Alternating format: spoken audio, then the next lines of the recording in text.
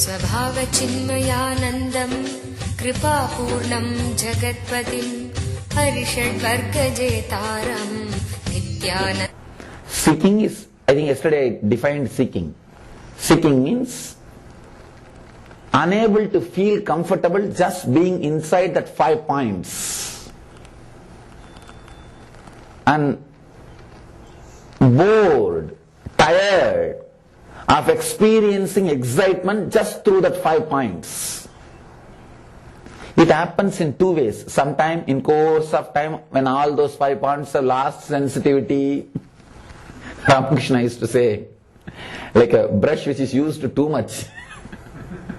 If the brush is used too much, all the bristles will just bend and it can't be used anymore. Like that, when all the sensitivity is lost, that time also you will get little intelligence. Oh God, I think I am tired of these 5 senses. I need to go beyond.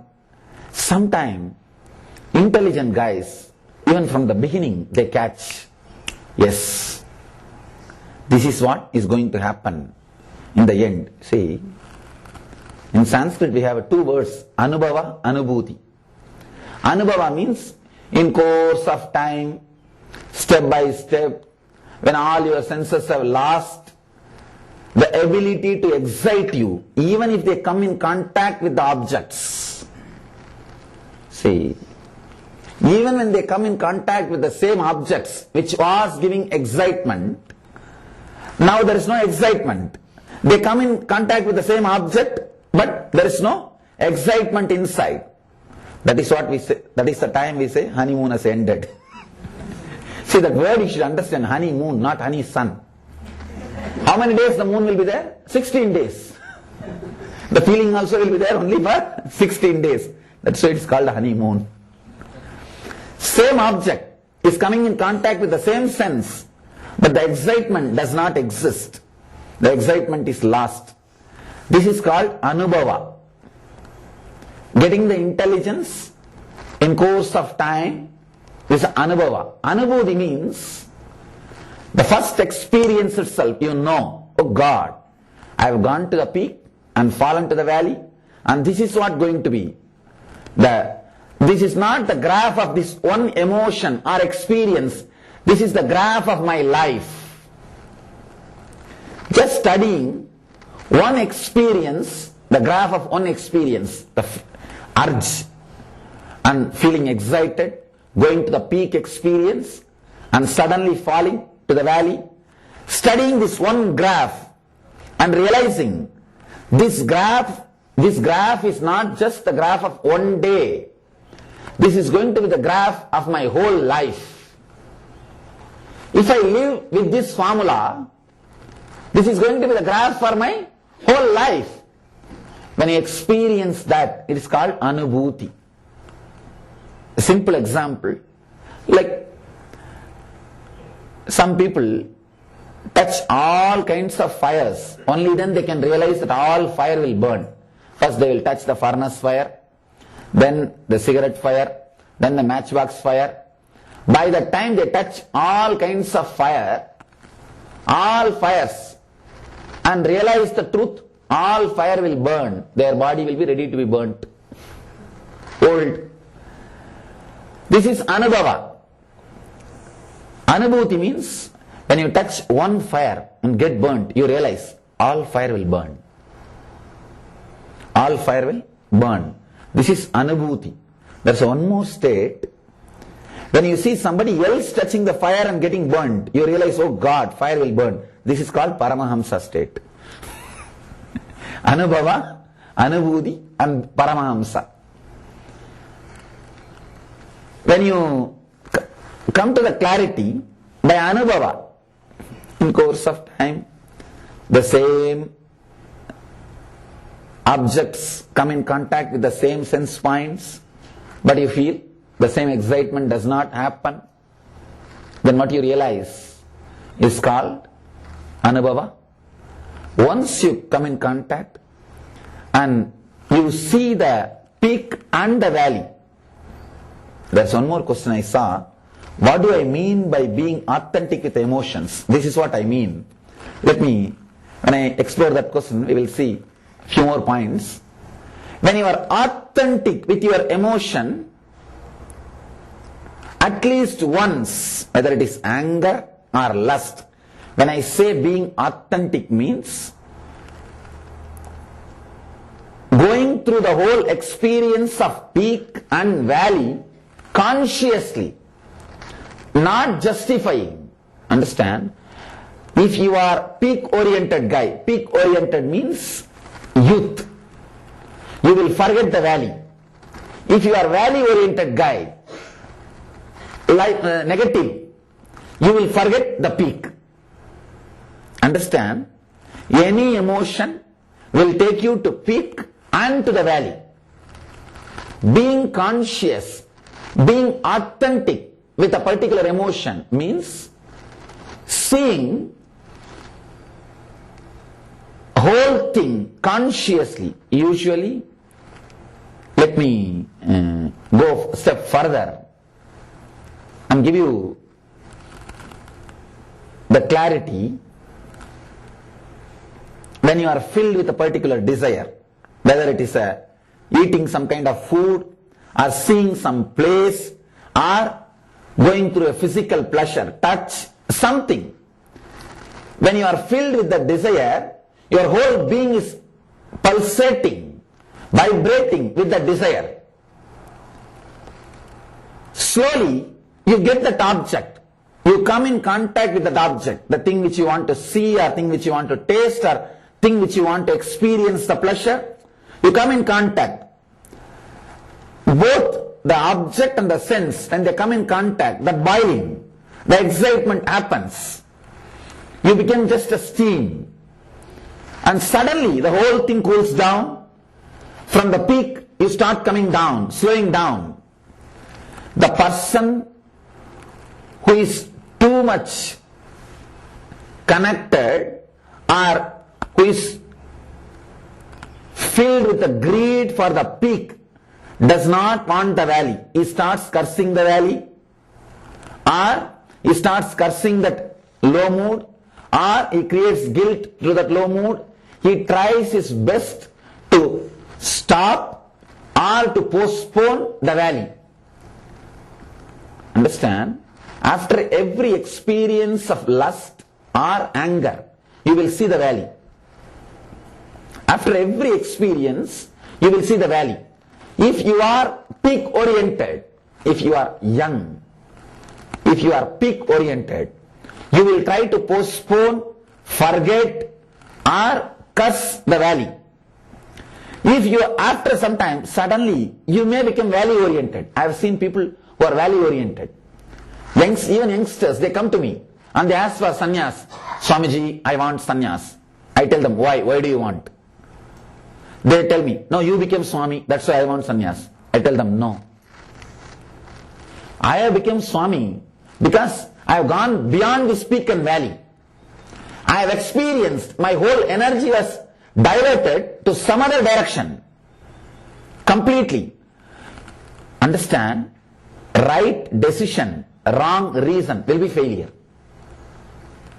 I'll never give sannyas to people just because I am a Swami. People come and tell me, oh, Vivekananda became Swami. Vivekananda became Swami means that was his experience. If I have become Swami means that is my experience. So just because I have become Swami, you can't become. These guys, they have become valley oriented. They have become life negative. They would have suffered with that low energy. When you fall into the valley, you go through a tremendous guilt and the tiredness, boredom. That moment all your Vedanta Vairagya will come up. We call that as a Margada Vairagya, the monkey's renunciation. It will not be there more than 2-3 hours.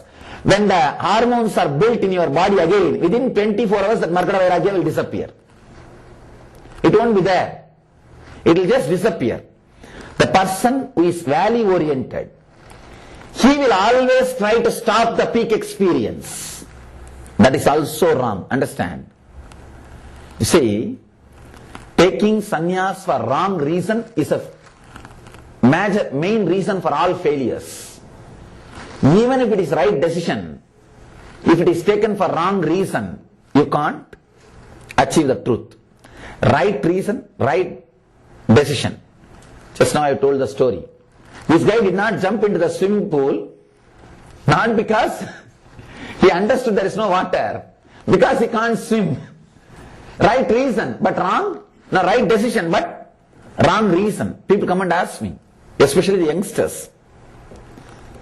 Youngsters, sometimes they feel jealous when they see me. I go around to many colleges to teach. These guys, they come and tell me, I also want to become Swami. I tell them why. When I see wherever you go, you are respected, the way in which you are treated. I also feel like becoming Swami. I tell them, just come and live this life for 1 year, you will understand. Just come and live. It's not so easy. Unless you go beyond these peak and valley orientations. Understand, when I say being authentic with your emotion, be conscious of the peak which you experience, be conscious of the valley you experience. Do not judge for peak or against the valley. If you are judging, if you are calculating, when you go to the peak, all your fears will disappear. All the decisions which you made in valley will completely disappear. You will not even remember when you are in peak. When you are in peak, you can see in your life. Whatever I am saying, just try to look into your life. Same way, when you are in valley, whatever you did in the peak, you can't even digest that you did it. There is one more kind of a mentality. By suffering in the peak and the suffering in the valley, these two come to an understanding. You decide, I will neither go to the peak nor go to the valley.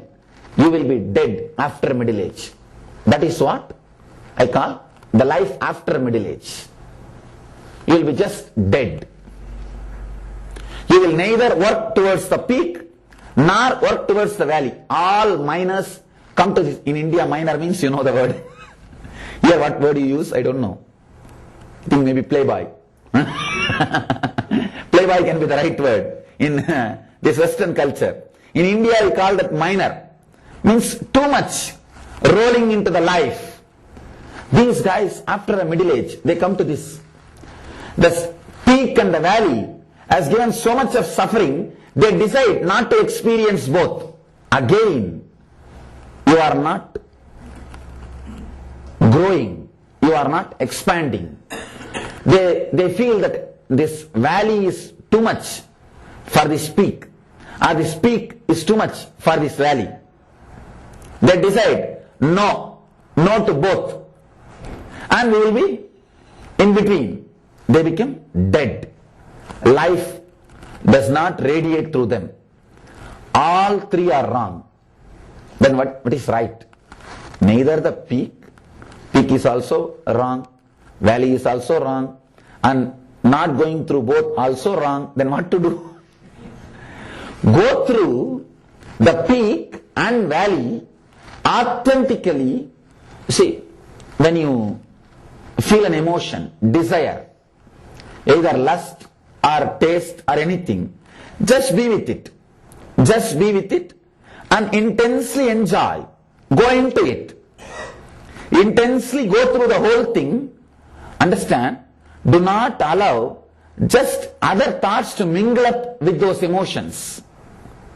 When I say other thoughts to mingle up with those emotions, when you are filled with lust, let you be filled with your lust, not the fantasies which you received from the society. You can see many times when you are getting filled with lust, you will not be filled with your lust. You will be filled with somebody else's lust. I'm going to the deeper levels of the mind. Of course, if I have to teach, sometime I need to open up. I need to go to the deeper levels. If I don't go to the deeper levels, you won't find solution. I may be sitting and talking, but you won't find solution. Many times, when you are filled with anger, you remember some heroes who are expressing the anger. and that body language comes through you. No. Let you be angry as you are. How you will feel anger. Do not throw something just because in some movie you have seen people throwing when they become angry. You can see in your life. You will do the exact things when you become angry. If you are attracted to some hero, what that hero will do when he becomes angry, you will do the same thing when you become angry. No. When you become angry, just do what you want. When you are filled with lust, just express what you want. But you do not go through what you want. You just refer some manuals. What your hero did. You refer the manual. Drop the manual. Go through that experience intensely. Go to the peak. Don't even name that as a peak. Same way, when the valley comes, go through the valley. Don't create guilt. Don't justify. Don't judge. During the valley, all the teachings of all religions will come into your mind. During the peak, all the fantasies which you collected will come into your mind. See, during the peak, all your materialistic heroes are expressing their desires through you. During the valley, all your religious leaders are expressing their ambitions through you. You are no more an authentic person.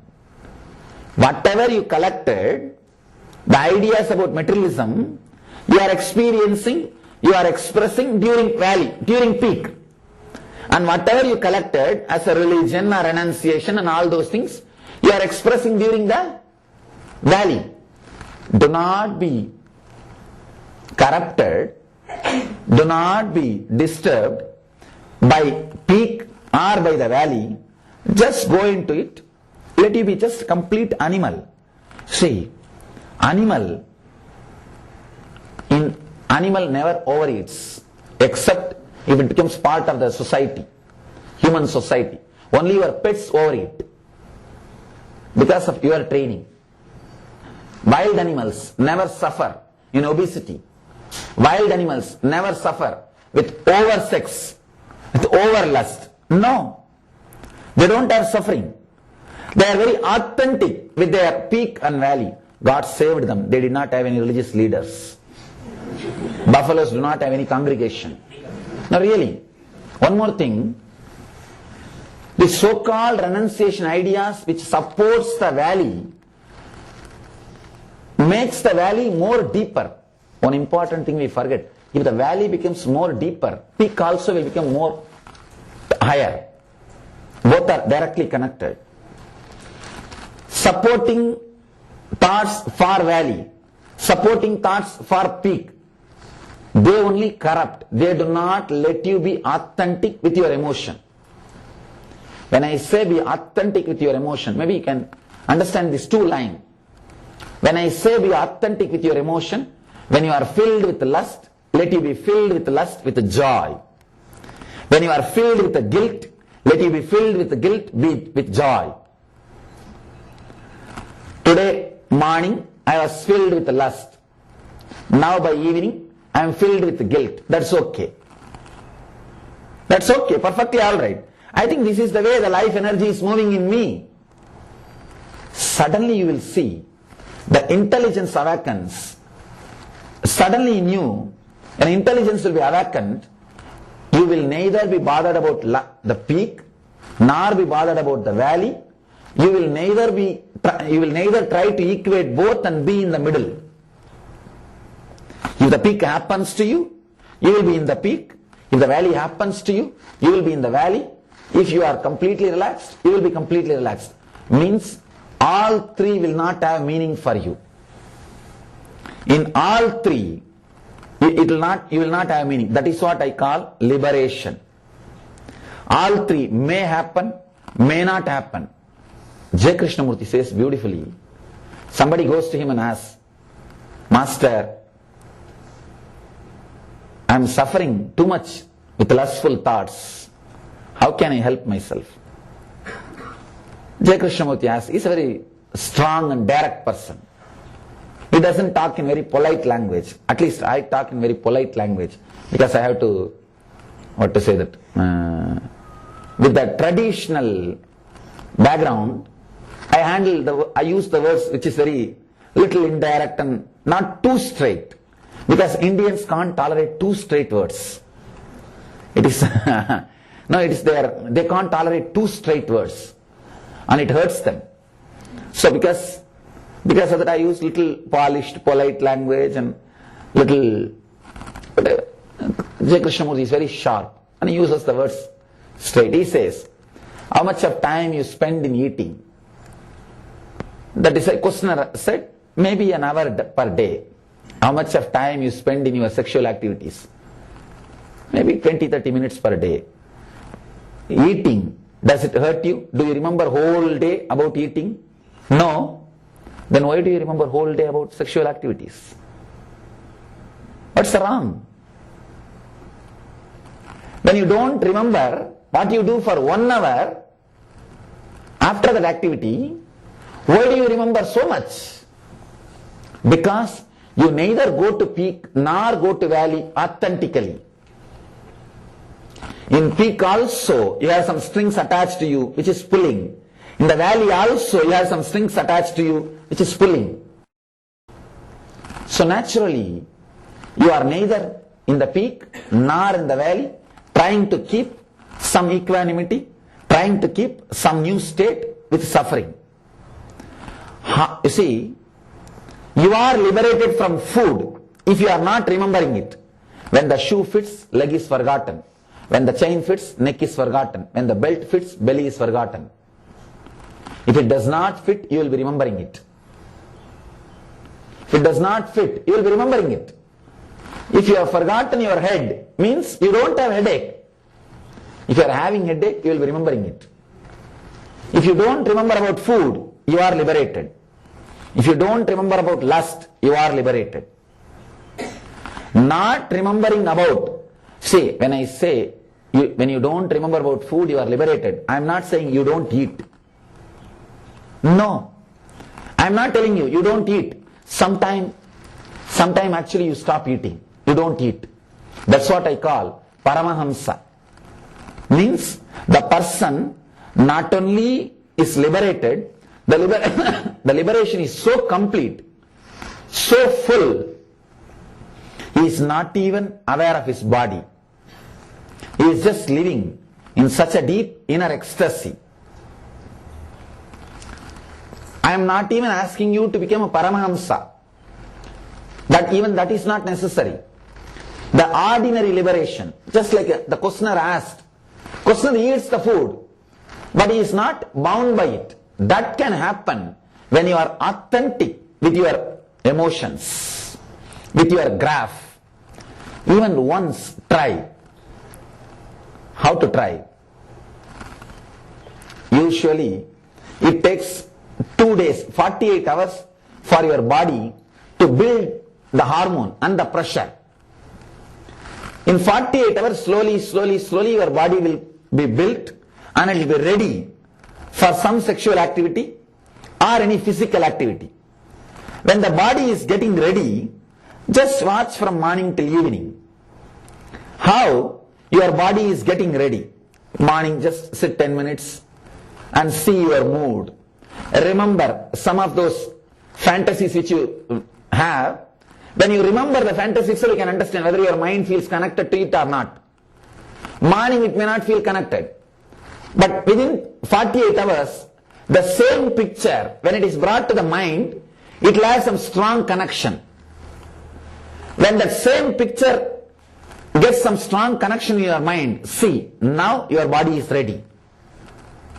Now your body is filled. Now your body is ready for the action. When it goes through the action, just watch how your body is slowly building up, reaching the peak, and how it is going through the peak. And after the peak, how it slowly comes down to the valley. After it comes down to the valley, see how it goes on creating some negative idea or positive idea, justifying or trying to forget. Sometimes you just try to forget.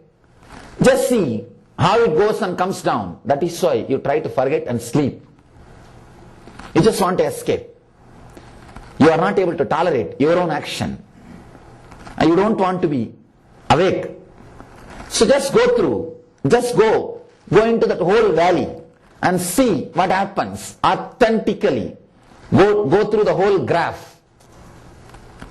Suddenly you will see. And be aware when the body is getting prepared, getting ready till the next experience, from one peak to the next peak. Just be aware of the whole thing. See, when you come to the valley, the same fantasy, when you bring it back to the mind, your mind will not feel connected. Because your mind is now, your body is not pressured with hormones.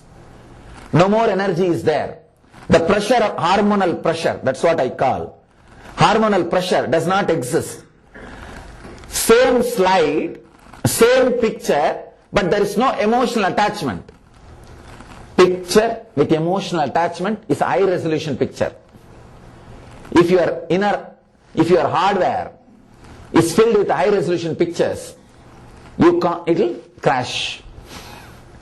If your hardware is filled with too many high resolution pictures, it will crash. Sometimes people ask me, Swamiji, how you have such a sharp memory? The reason for my memory power is I don't have high resolution pictures. Only Word documents. I can handle any million, any amount, any number of documents. If it is just Word document, means what? There is no emotion attached to that. You see, no emotion attached to the picture, no emotion attached to the page. Then it becomes Word document. If emotion is attached to the picture, you can understand. If you just apply in your mind, if you are sitting here with closeness, oh God, what? Some people ask me, God, you are a sannyasi. How you are able to describe the mind so clearly? The peak and valley. How you are able to tell the whole experience so clearly? I tell them, just because I am a Swami, only I can describe. Only I can describe. A person who never went through the experience can describe the experience much more clearly. Electrician, he doesn't have to switch on and off the switches, but he knows the complete circuit. A normal person who is living in this building, switching on and off every day, may not know the circuit. Person who is living in the Grihastha life, every day he knows how to only switch on and off, he will not know the circuit. But the electrician, he may not have lived at all in this building. He has never switched it on and off, but he knows the circuit. The Kama Sutra, the great scripture on the sexology, is written by a person who is a brahmachari, celibate. Vatsyayana is a celibate. I think it will be shocking revelation for all of you. Vatsyayana is a celibate. And one more thing you should know, the book was taught to his mother. His mother asked him, please teach me the science of the lust, how to achieve enlightenment. For the householders who are living with the body, who are living in the Grihastha life, how to achieve the perfection, how to achieve the liberation. Mother is asking a son, and son is teaching. That is the Kama Sutra. That's the greatness of our tradition. Anything is used for enlightenment.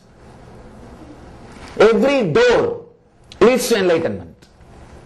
Every door.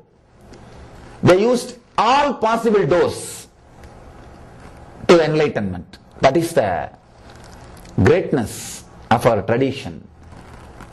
That's the greatness of our culture. They never wanted to postpone the valleys. They never wanted to postpone the peak. They neither wanted to increase the peaks, nor wanted to postpone the valleys. They are ready to go through the life and be liberated. That's the greatness of our culture. Understand, sit with open mind and go through, just see how the mind is playing the game. Be conscious and aware of peak point to peak point. It will not be more than 10 days. In any human being, if you are with a human body, you will experience the the gap between one peak point and the other peak point will not be more than 10 days maximum. If you postpone, maybe 14 days. Within 14 days, everybody has to go through at least one peak point, either in the waking state or in the dream state. If you are completely avoiding in the waking state, the experience will happen in dream state. 14 days is the maximum time. You have to go through at least one peak point. Be aware, completely be authentic from one peak point to the other peak point. You will be liberated. It may look too good for true, too good to be true. I tell you, just see, when the hormones are built in your body, when the hormonal pressure is increased, how the same picture, same fantasy, when it is brought back to your memory, it becomes alive. Your body is ready to respond. Your mind is ready to get excited. But when you are in valley, the same picture does not bring any excitement. It just says, oh, drop it. It's okay, leave it. Go through the peak and valley authentically. Just go in. Do not justify. Do not disrespect. Do not bother. Do not create guilt. Do not have your own judgments. Nothing. Neither fantasy nor vairagya, renunciation. People ask me, Swamiji, should I renounce to get enlightened? I tell them, renounce what you don't have, that's enough. You don't have to renounce what you have. Just renounce what you don't have. You are living with too many fantasies and fears and guilts which is not part of your life. Just renounce those things. That's enough. You will be liberated. If you renounce those things, are you bothered about food? No. Are you bothered about you are feeling hungry every day you have to eat? No. It just becomes life. You don't even remember. Many of you don't even remember what you ate today morning, what you ate yesterday. But then why we are disturbed by some other things which is a regular life, which is part of our life? Because in peak our mood is different, in valley our mood is different. Sometimes we create so much of guilt that we can't believe that we are the same person who was in the peak and who was in the valley. So much of misunderstanding, so much of gap. Go through authentically the peak and the valley. Suddenly you will feel a new kind of intelligence will arise in you. New kind of intelligence will arise in you. You will neither be touched by peak nor be touched by valley. I am not saying you will decide not to go through both. Whether you go through or not, you will not be touched by it. You will not even remember it. Person who decides not to go through both is a middle-aged man. No. I am not saying you should decide not to go through both. No. I am saying you will be liberated from both. You won't even remember. Awakening of the intelligence, we call it in Sanskrit, the. Kama Sutra ends with a beautiful saying, let the intelligence be awakened in you. It's a beautiful science to reach enlightenment. In those days,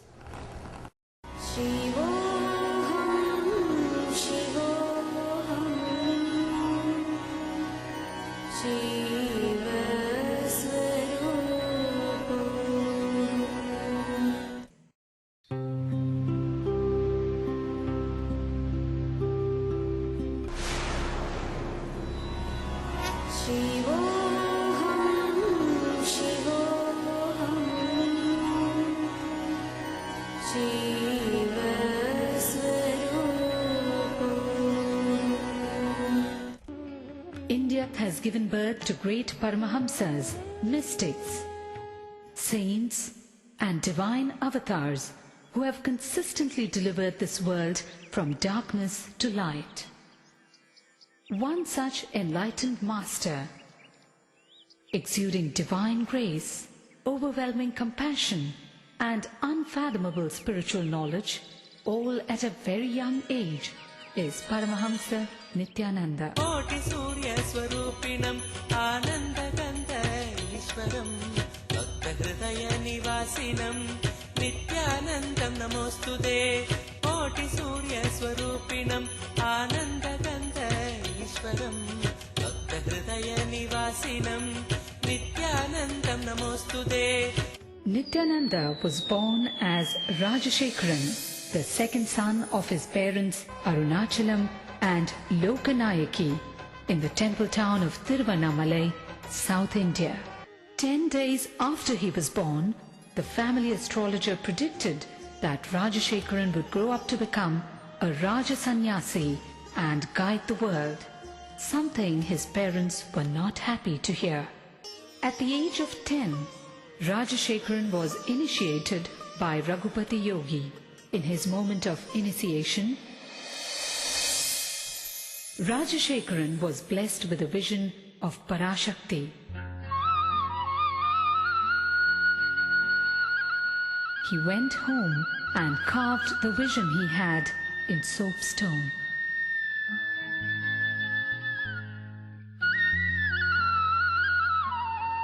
One day, Rajashekharan was found etching a complex shape on a copper foil.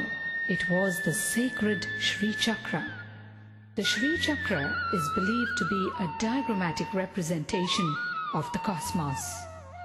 Shri Ramana Maharishi, Shri Ramakrishna Paramahamsa and Sharada Devi were sources of inspiration for young Rajashekharan.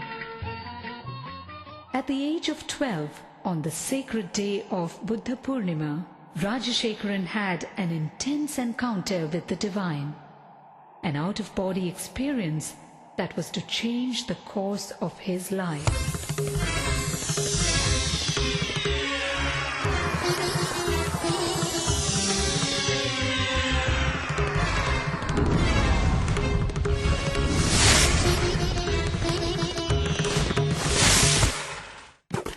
By his 17th year, Rajashekharan's spiritual quest became too fierce to be ignored.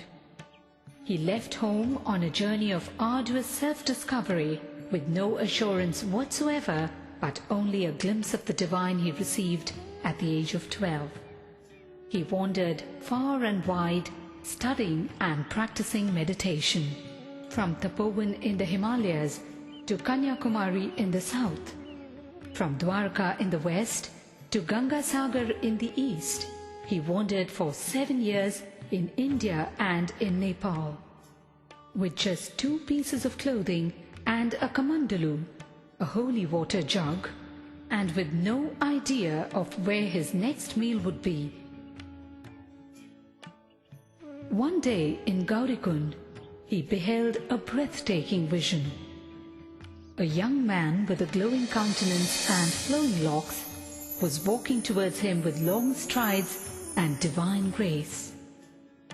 Wonderstruck and gazing at him, Rajashekharan realized that this was none other than Mahavdar Babaji, the enlightened master dwelling in the Himalayas for thousands of years in perpetual youth. It was this great saint who looked at him and uttered the name Paramahamsa Sri Nityananda, an enlightened being in a physical body, young at heart but wise in mind.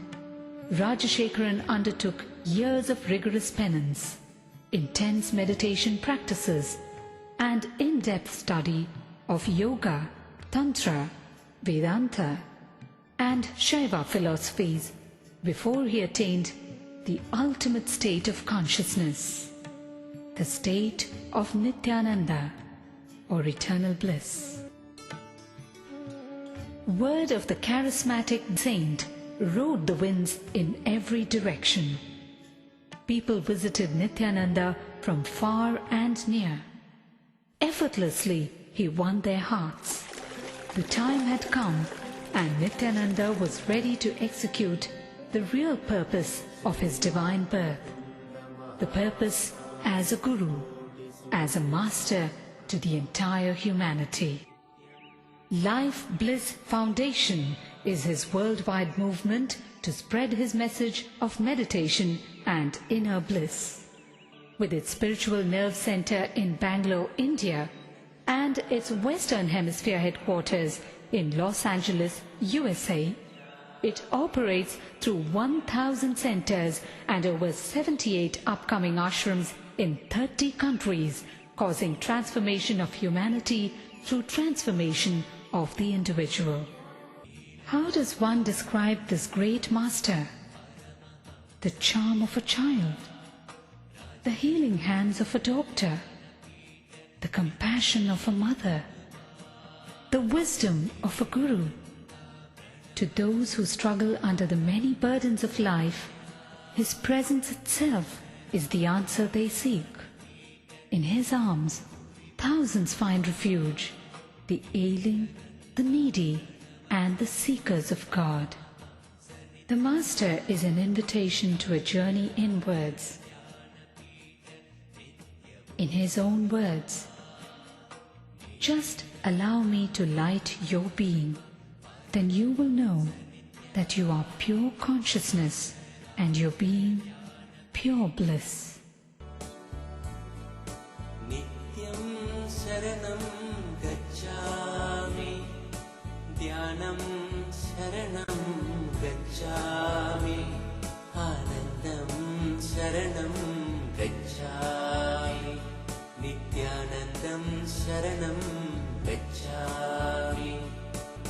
नित्यं चरणं गच्छामि ध्यानं चरणं गच्छामि आनन्दं चरणं गच्छामि नित्यानन्दं चरणं गच्छामि नित्यं चरणं गच्छामि ध्यानं चरणं गच्छामि आनन्दं शरणं गच्छामि नित्यानन्दं शरणं गच्छामि नित्यं शरणं गच्छामि ध्यानं शरणं गच्छामि